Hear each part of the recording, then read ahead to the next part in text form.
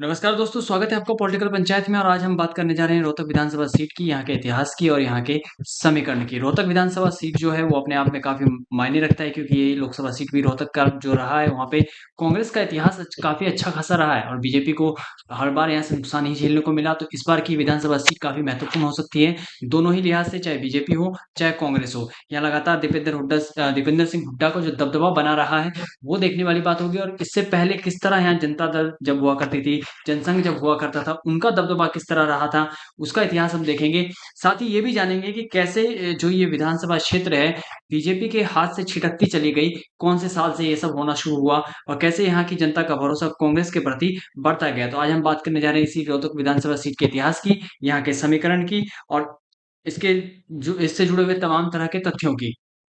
तो शुरुआत करते हैं रोहतक विधानसभा सीट के जातिगत गणित से। तो यहाँ कुल मतदाता जो है 2,10,975 कुल मतदाता हैं यहाँ पर, और ये ही तय करेंगे कि यहाँ से विधानसभा तक कौन पहुंचेगा। इसके बाद हम बात करते हैं यहाँ के जातिगत समीकरण की। तो एससी वोटर्स कितने हैं, ग्रामीण कितने हैं और शहरी वोटर्स कितने हैं। तो आपको बता दें कि जो एससी वोटर्स हैं वो 23,017 वोटर हैं, 11% इनका आंकड़ा है। और ये 11% का आंकड़ा अपने आप में काफी मायने रखता है। वहीं ग्रामीण वोटर्स यहाँ पे शून्य है और शहरी वोटर्स 2,10,975 यानी कि पूरे के पूरे 100% है। तो ये जो शहरी वोटर्स है, आपको बता दें कि रोहतक एक अच्छा खासा बड़ा शहर है, दिल्ली के पास पड़ता है, इसलिए यहाँ की राजनीति भी कहीं ना कहीं राजधानी से प्रेरित होती है। राजधानी बिल्कुल यहाँ से बहुत ज्यादा नजदीक पड़ता है, और जो दिल्ली के आसपास का पेरिफेरल एक्सप्रेसवे आपने सुना होगा, वो भी रोहतक से कुछ ज्यादा दूरी पर नहीं है। तो यहाँ का शहरीकरण भी बड़ी तेजी से हुआ। इससे पहले के इतिहास की बात करें तो उसमें भी ये एक बड़ा शहर हुआ करता था, चाहे अकबर के समय की बात हो। तो ऐसे में जो यहाँ पे वोटर्स हैं वो काफी मायने रखते हैं, 100%। और इसी के हिसाब से यहाँ का मैनिफेस्टो भी तैयार होगा, यहाँ पे वादे भी किए जाएंगे, शहरों को ध्यान में रखा जाएगा और शहर के जो महत्वपूर्ण मुद्दे होते हैं उनको उठाया भी जाता है। बात करते हैं 2019 के विधानसभा चुनाव की। तो यहाँ पे कुल 60% का मतदान हुआ था, जो अपने आप में काफी मायने रखता है कि 60% का जब मतदान हुआ यहाँ पे इस सीट पर, तो इस बार ये आंकड़ा थोड़ा और बढ़ सकता है। और जब भी आंकड़ा बढ़ता है घटता है तो किसी न किसी एक पार्टी को है सबसे ज्यादा फायदा देखने को मिलता है। अब हम रोहतक विधानसभा सीट के राजनीतिक दलों के वोट शेयर को देखेंगे कि किस पार्टी को कब कितने किस साल में कितना वोट शेयर मिला, कितना प्रतिशत मिला। तो आप देखिए 2009 का विधानसभा चुनाव जब हुआ था, उस समय कांग्रेस को 56.64% वोट प्रतिशत मिला। वहीं भारतीय जनता पार्टी 33.5% पर रही, बाकी सभी शून्य पर रहे। 2014 के चुनाव में भाजपा को कहीं ना कहीं फायदा मिला। आपको पता ही होगा कि उस समय पे मोदी की लहर पूरे देश में चली थी, बीजेपी की लहर पूरे देश में चली थी। तो इसका फायदा यहाँ पे भी देखने को मिला 2014 के विधानसभा चुनाव में। कांग्रेस का वोट प्रतिशत घटा, 40.82% पे आ गया। तो भाजपा का वोट प्रतिशत जो है 50.57% पर आ गया। अब देखिए जो ये वोट प्रतिशत था कि कांग्रेस 56 से 40 पर आ गई, वहीं भाजपा जो है 33 से 50 पर आ गई, एक लंबा उछाल देखने को मिला था। वहीं जब 2019 का चुनाव विधानसभा चुनाव हुआ तो आंकड़े फिर से बदले, बीजेपी को नुकसान हुआ, कांग्रेस को फायदा हुआ। यानी कि कांग्रेस ने एक तरह से यहाँ पे वापसी कर ली, वहीं बीजेपी को यहाँ पर नुकसान झेलना पड़ा, नीचे आना पड़ा। बीजेपी 50.57 वोट प्रतिशत 41.5% पर आ गई, वहीं कांग्रेस जो है 43.9% पर 40 से बढ़ोतरी हुई। हालांकि ये 2009 के मुकाबले में कम है, लेकिन 2014 के मुकाबले में देखें तो ये आंकड़े काफी अच्छे हुए, कांग्रेस के हालात यहाँ पे सुधरते हुए नजर आए। वहीं भारतीय जनता पार्टी को नुकसान देखने को मिला। हालांकि 2019 में भी हरियाणा में जो है बीजेपी की सरकार रही, केंद्र में बीजेपी की सरकार रही, इसके बाद भी यहाँ पर अपने वोट शेयर को नहीं सुधार पाई। वहीं इंडिपेंडेंट निर्दलीय प्रत्याशी जो थे मोहित धनपत्री, उनको भी 8.5% वोट शेयर मिला। अब हम बात कर लेते हैं लोकसभा चुनावों की कि लोकसभा चुनाव में किसका क्या हाल रहा। तो 2009 का लोकसभा चुनाव जब आता है, कांग्रेस पूरी तरह से हावी नजर आती है, 78.23% यहाँ पे वोट शेयर देखने को मिलता है। बीजेपी शून्य और कोई निर्दलीय प्रत्याशी था नहीं। इंडियन नेशनल लोक दल को 10.61%, वहीं बसपा को बहुजन समाज पार्टी जो है उसको 6.14। तो बीजेपी यहाँ पे शून्य पे वोट शेयर रहता है 2009 तक के जो आंकड़े थे उसमें। लेकिन बाकी दलों का यहाँ पे क्षेत्रीय दलों का प्रभाव देखने को मिलता है और कांग्रेस बाहुबली के रूप में है नजर आती है। लेकिन 2014 के लोकसभा चुनावों में ये आंकड़ा पलट जाता है।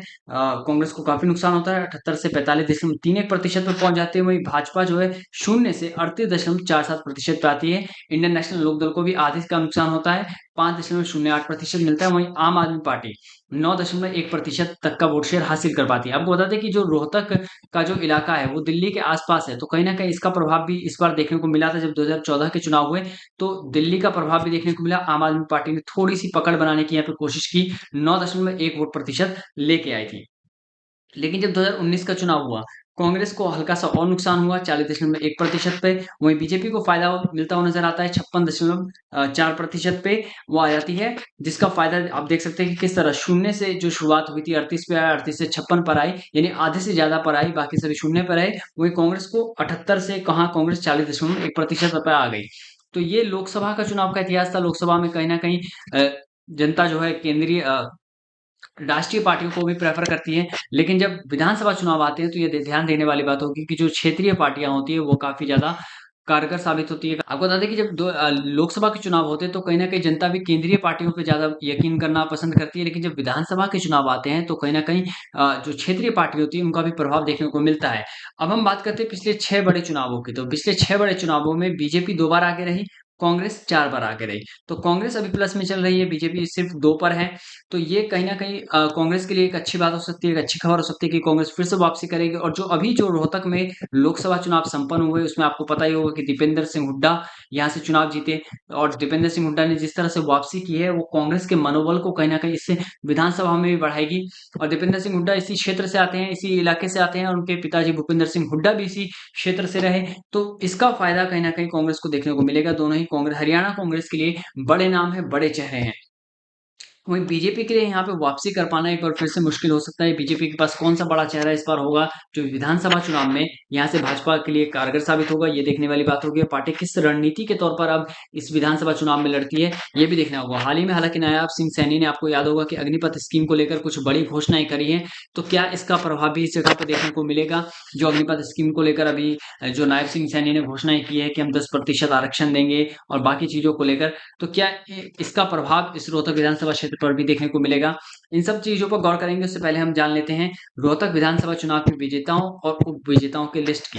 1951 का जब चुनाव होता है, देवराज यहाँ से जीतते हैं कांग्रेस पार्टी से। तो कांग्रेस ने जीत की शुरुआत ही पहले उससे कर दी थी, लेकिन आप उसके बाद देखिए 1957 से लेके आप 1968 तक का आंकड़ा देखेंगे। ये जो भगवा रंग आपको दिख रहा होगा यहाँ पे, अब ध्यान से देखेंगे कि जो भगवा रंग आपको दिख रहा है ये पूरे इलाके में, यहाँ पे भारतीय जनसंघ के एक व्यक्ति सिर्फ मंगल सेन ने ही जीत दर्ज की। 1957 का चुनाव आता है, मंगल सेन। 1962 का चुनाव आता है, मंगल सेन। 1967 मंगल सेन। 1968 मंगल सेन। तो किस तरह यहाँ से जनसंघ ने वापसी की थी कि और क्या यहाँ का इतिहास रहा, ये सब आपको बताते जाते हैं। 1967 का जब चुनाव आया था, मंगल सेन यहाँ से जीते थे। उस समय कांग्रेस के जो प्रत्याशी थे वो टी चंद इनका नाम था, जो दूसरे नंबर पर रहे थे। उनको 558 वोट मिले थे और जीत का अंतर रहा था 5114 का इस समय पे, जब 1967 के चुनाव हुए थे। लेकिन जब 1968 के चुनाव हुए, मंगल सेन एक बार फिर विधानसभा चुनाव के लिए खड़े हुए। इनके प्रत्याशी, इनके जो विपक्ष में खड़े थे वो थे देवराज, कांग्रेस के प्रत्याशी। और इस समय जब 1968 का चुनाव हुआ था, उस समय वोट का मतलब जीत का अंतर मात्र 66 का ही रहा था, जहां मंगल सेन को 17,534 वोट मिले थे। तो वहीं देवराज को जो है 17,468 वोट मिले थे। तो जीत का अंतर बहुत ही कम था। लेकिन 1972 के चुनाव आए तो चीजें बदलनी बदलनी शुरू हुई। 1972 में किशन दास ने यहाँ से जीत हासिल की, इंडियन नेशनल कांग्रेस ने वापसी की। वहीं दूसरे नंबर पर मंगल सेन रहे। बता दें कि मंगल सेन उस समय जिस पार्टी से लड़े थे उसका नाम था ABJS, यानी भारतीय जनसंघ के, उससे लड़े थे। और इस समय जीत का अंतर जो रहा था वो 3,822 का रहा था। 1977 का चुनाव आता है, मंगल सेन एक बार फिर से वापसी करते हैं, जनता पार्टी के बैनर तले लड़ते हैं और चुनाव जीत जाते हैं। 1977 के चुनावों में दूसरे नंबर पर रहते हैं कांग्रेस के किशन दास। ये जो हैं, जो 72 में विजयी हुए थे, वो 1977 में आके दूसरे नंबर पर पहुंच जाते हैं। और इस समय में भी जो जीत का अंतर था वो काफी ज्यादा बड़ा तो नहीं था, लेकिन जीत का अंतर 17,541 वोटों का रहा था। 1982 का चुनाव आता है, मंगल सेन एक बार फिर से इतिहास रचते हैं, जीतते हैं, भारतीय जनता पार्टी को जीत दिलाते हैं। देखिए यही जो पार्टी थी भारतीय जनसंघ जनता पार्टी, आगे चल के भारतीय जनता पार्टी भी किस तरह विलय हुई, इसका एक अपना इतिहास है। लेकिन ये जो नाम आप देख रहे हैं, मंगल सेन 1 2 3 4 5 6, 6 चुनाव जीतना अपने आप में मायने रखता है। तो आप ये समझ सकते हैं कि इस रोहतक विधानसभा सीट पे भारतीय जनता पार्टी की पकड़, उनका इतिहास कितना मजबूत रहा होगा। क्योंकि जब 1982 में वो चुनाव जीते थे, उस समय दूसरे नाम पर जो थे वो थे सतराम दास। ये थे दूसरे नंबर पे, कांग्रेस के प्रत्याशी थे। इनको वोट मिले थे 19,000 369। वहीं मंगल सेन को वोट मिले थे 19,749। जो जीत का अंतर रहा था उस समय का, यानी 1982 के चुनावों का, वो था मात्र 380 का। तो ये आंकड़ा आप देख सकते हैं कि कितनी टफ फाइट होती होगी 1982 के चुनाव में, जब मंगल सेन ने ये जीत दर्ज की थी। 1985 का विधानसभा उपचुनाव होता है, किशन दास यहाँ से जीतते हैं, कांग्रेस की वापसी करवाते हैं। इस समय वोट का अंतर रहता है 4,806। ये वही किशन दास हैं जिन्होंने 1972 में कांग्रेस को जीत दिलाई थी, 1977 में दूसरे नंबर पर रहे थे, और 1985 के उपचुनाव में एक बार फिर से विजयी होते हैं और कांग्रेस की वापसी करवाते हैं इस सीट पर। अब आते हैं 1987 के चुनावों पे, यहाँ के इतिहास के। एक बार फिर आपको वही नाम सुनाई देगा, मंगल सेन। एक बार फिर मंगल सेन यहाँ से जीतते हैं, भारतीय जनता पार्टी को जीत दिलाते हैं 1987 के चुनाव में। मंगल सेन को इस समय वोट मिलते हैं 35,672। वही दूसरे नंबर पर रहते हैं किशन दास, जिनको वोट मिलते हैं 34,204। जीत का अंतर रहता है 1,468 का। तो आप देख सकते हैं मंगल सेन और किशन दास में कितनी टफ फाइट रही है पिछले 5 से 6 चुनावों की अगर हम बात करें तो। लेकिन जब 1991 का विधानसभा चुनाव आता है, यहाँ पे थोड़ा सा कांग्रेस के लिए एक राहत की बात होती है। सुभाष चंद्र यहाँ से जीतते हैं, इंडियन नेशनल कांग्रेस के। सुभाष चंद्र को वोट मिलते हैं 26,398। वहीं हरियाणा विकास पार्टी यहाँ पर दूसरे नंबर पर आती है। हरियाणा विकास पार्टी के किशन दास को 23,791 वोट मिलते हैं। जीत का अंतर रहता है 2,607। और कमाल की बात है कि जो 1987 तक जो बीजेपी आगे रहती थी या दूसरे नंबर पर रहती थी, 1991 में वो तीसरे नंबर पर पहुंच जाती है, और इनके प्रत्याशी सुंदर लाल सेठी को 18,436 ही वोट मिलते हैं। तो यहाँ से देखिए बीजेपी का किस तरह से डाउनफॉल यहाँ से आप देख सकते हैं कि शुरू हो चुका था 1987 के बाद से, जब मंगल सेन के अलावा जब दूसरे प्रत्याशी उतरे। जब 1996 का चुनाव आता है, इसके बाद किशन दास एक बार फिर जीतते हैं, लेकिन पार्टी बदली होती है, हरियाणा विकास पार्टी से वो जीतते हैं। वोट मिलते हैं किशन दास को 56,863। वहीं कांग्रेस प्रत्याशी सुभाष बत्रा जो दूसरे नंबर पर रहते हैं, सुभाष बत्रा, नाम याद कर लीजिएगा, सुभाष बत्रा, इनको मिलते हैं 24,045 वोट, और जीत का अंतर इस समय रहता है 32,818 का। ये जीत का अंतर था 32,818 का। देखिए अब किशन दास जो अभी तक कांग्रेस के बैनर तले लड़ रहे थे, जब ये हरियाणा विकास पार्टी की ओर से लड़ते हैं तो जीत का अंतर भी काफी ज्यादा बड़ा देखने को मिलता है। तो यहाँ पे आप देख सकते हैं कि किस तरह जनता ने चेहरे को चुना था। आप देखिए मंगल सेन लगातार जीतते आए, किशन दास ने कई बार जीत की दर्ज की। इसके बाद आप कह सकते हैं कि रोहतक विधानसभा के चुनावों में कांग्रेस का स्वर्णिम काल एक तरह से शुरू हो चुका था। वहीं बीजेपी के लिए डाउनफॉल की स्थिति आ चुकी थी, बीजेपी लगातार हार रही थी। क्योंकि जब 1996 का चुनाव हुआ था, इस समय बीजेपी कहीं नजर नहीं आती। लेकिन जब 2000 का चुनाव आता है, शादीलाल बत्रा जीतते हैं इंडियन नेशनल कांग्रेस के। इनको मिलते हैं 36,494 वोट। वहीं बीजेपी के मुनीश जो होते हैं, वो रहते हैं दूसरे नंबर पर। उनको मिलते हैं 32,830 वोट। जीत का अंतर रहता है 3,664 का। ये 2000 चुनाव की बात कर रहे थे। 2005 का चुनाव आता है, शादीलाल बत्रा एक बार फिर से जीतते हैं इंडियन नेशनल कांग्रेस के तले, और लगातार 2 जीत होती है, कांग्रेस की भी लगातार 2 जीत होती है, और इस तरह से कांग्रेस यहाँ पे मजबूती से अपना पैठ बनाना शुरू कर देती है। 2009 के चुनाव में भारत भूषण बत्रा यहाँ से जीतते हैं, और फिर से कांग्रेस की जीत होती है, यानी कांग्रेस लगातार यहाँ से 3 बार चुनाव जीती। हालांकि प्रत्याशी जो है वो 2009 में कोई और था, भाषण भूषण बत्रा जीतते हैं। और जब 2009 के चुनाव में बीजेपी की स्थिति की बात करें तो भारतीय जनता पार्टी उस समय पे दूसरे नंबर पर रही थी। यहाँ पे मनीष ग्रोवर खड़े हुए थे चुनाव में, और उनको वोट मिले थे 27,456। वहीं भारत भूषण बत्रा को टोटल वोट मिले थे 47,051, यानी लगभग आधे का अंतर रहा था दोनों के बीच में। वहीं तीसरे नंबर पर इनेलो रही थी, चौथे नंबर पर इस समय तक बसपा रही थी। 2014 का चुनाव आता है, यानी कि कह सकते हैं कि जब पूरे देश में मोदी लहर चल रही थी, बीजेपी की लहर चल रही थी हर जगह पे, तो इसका फायदा कहीं ना कहीं देखने को मिला।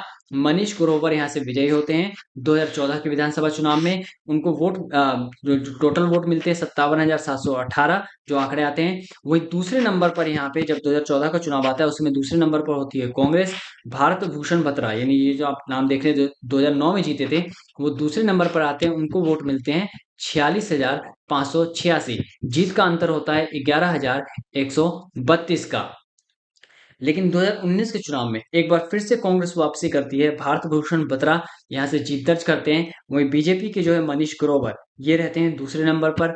तो 2019 के चुनाव में भाषण माफ कीजिएगा, 2019 के चुनाव में भारत भूषण बत्रा को जो है 50,437 वोट मिलते हैं। वहीं बीजेपी के मनीष ग्रोवर को इस चुनाव में 47,702 वोट मिलते हैं। जीत का अंतर रहता है दोनों के टोटल 2,735 का। तो आंकड़ा ये कोई ज्यादा बड़ा नहीं था, लेकिन यहाँ से कांग्रेस की वापसी हो गई। और इस बार के लोकसभा चुनाव में जिस तरह से दीपेंद्र सिंह हुड्डा ने जीत दर्ज की है, ये नाम अपने आप में काफ़ी अहम है, काफ़ी मायने रखता है पूरे हरियाणा के चुनाव में, पूरे हरियाणा विधानसभा के चुनाव में।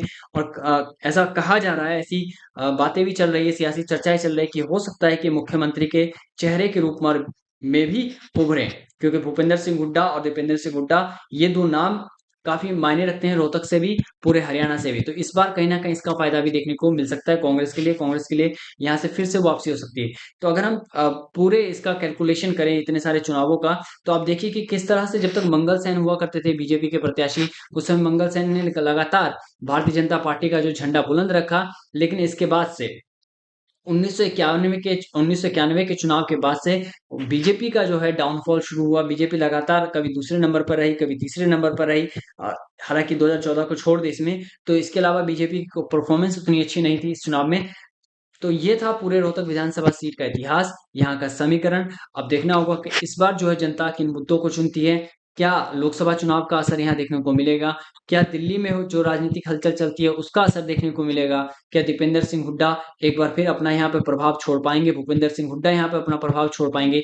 ये देखने वाली बात होगी। और नायब सिंह सैनी जो अभी नए मुख्यमंत्री बने हरियाणा के, वो जो लगातार स्कीम ला रहे हैं, चाहे जिस मुद्दे पर अभी अग्निवीर के मुद्दे पर जिस तरह मोदी सरकार घिरी थी, उसमें अभी नायब सिंह सैनी का ये पैंतरा कि अग्निवीर स्कीम में हम राज्य में उनको जो आरक्षण देंगे, क्या इस मुद्दे का प्रभाव रोहतक विधानसभा सीट पर देखने को मिलेगा? ये सारी तमाम बातें चुनाव में क्लियर हो जाएंगी। तब तक आप हम लोग हमारे साथ बने रहिए, और ऐसी ही अगर आपके पास कोई तथ्य है, किस तरह की कोई जानकारी है, तो आप हमें उसे शेयर कर सकते हैं। हम एक-एक करके एक-एक विधानसभा सीट का सियासी इतिहास, वहाँ के समीकरण की जानकारी आप तक पहुँचाते रहेंगे। धन्यवाद।